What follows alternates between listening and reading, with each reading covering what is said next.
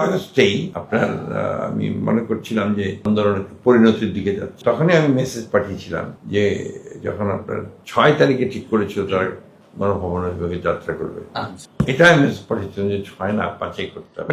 আসসালামু আলাইকুম রহমতুল্লাহ। প্রিয় দর্শক, 5 আগস্টের মহানায়ক, নতুন মহানায়ক মির্জা ফখরুল ইসলাম আলমগীর স্যারের পক্ষ থেকে সবাইকে ঈদ মোবারক।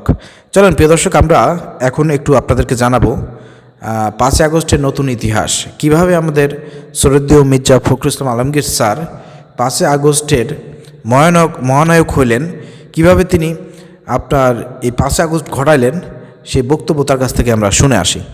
4 আগস্টেই আপনার আমি মনে করছিলাম যে আন্দোলন পরিণতির দিকে যাচ্ছে, তখনই আমি মেসেজ পাঠিয়েছিলাম যে যখন আপনার 6 তারিখে ঠিক করেছিল তারা গণভবন বিভাগে যাত্রা করবে, এটা আমি মেসেজ পাঠিয়েছিলাম যে 6 না 5-এ করতে হবে। এই পরিকল্পনাটা আপনার ছিল? আমি মেসেজ পাঠিয়েছি, তো ওরা জানে না, সেটা জিজ্ঞেস করলেই পাবেন। আচ্ছা, মানে আমরা জানতাম না এই ব্যাপারটা, বা পাবলিকলি এটা হয়নি। আসছে আপনার পত্র থেকে এসছে। আচ্ছা আচ্ছা, মানে এই মেসেজটা তাহলে আপনার ছিল? আমাদের ছিল যে আমরা যেটা মনে করলাম যে আমরা যদি একদিন বাদ দেয় তাহলে আপনার নেমে যাবে, আর ওই সুযোগে গভর্নমেন্ট আরেকটা সুযোগ পাবে।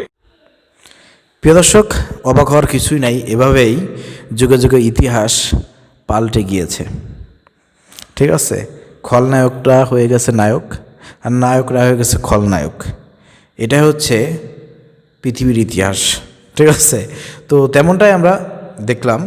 মির্জা ফখরুল ইসলাম আলমগীর স্যার রিসেন্টলি নিজে ডেলিভারি দিয়েছেন 5 আগস্টের মহানায়ক নাই তিনিই নাকি 6 আগস্টের জায়গায় 5 আগস্ট নাকি তিনি ঘোষণা করেছিলেন। তো সাংবাদিক বারবার বলতেছিল এটা তো আমরা জানি না, তো এটা তো এভাবে ফোকাস হয় নাই।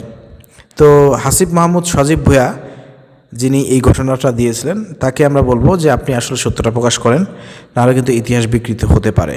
ঠিক আছে, কারণ বিএনপি ক্ষমতা আছে, ইতিহাস যে কোনো সময় বিকৃতি হতে পারে, এবং 5 আগস্টের জাতির পিতা হয়ে যাইতে পারেন মির্জা ফখরুল ইসলাম আলমগীর স্যার, হয়েও যাইতে পারেন, এটা আশঙ্কা করা যাচ্ছে। ঠিক আছে, তো কি বলবো প্রিয় দর্শক, বলা ভাষা নাই। যেখানে মির্জা ফখরুল ইসলাম আলমগীর স্যার বলেছিলেন যে এই আন্দোলন হচ্ছে ছাত্রদের আন্দোলন, এই আন্দোলনের সাথে বিএনপির কোনো সম্পর্ক নাই, বলছিল না? তিনি এখন বিএনপি ক্ষমতায় মন্ত্রী হয়েছেন, এখন তিনি বলতেছেন যে 5 আগস্টের যে পরিকল্পনা, তার মহানায়ক তিনিই নাকি এটা ঘোষণা করেছিলেন, এবং তিনিই নাকি এটার করেছিলেন, পরিকল্পনা করেছিলেন। তো আপনার কাছে কি মনে হচ্ছে প্রিয় দর্শক, একটু কমেন্ট করে জানাবেন, ভিডিও শেয়ার করে দেবেন। আসসালামু আলাইকুম রহমতুল্লাহ।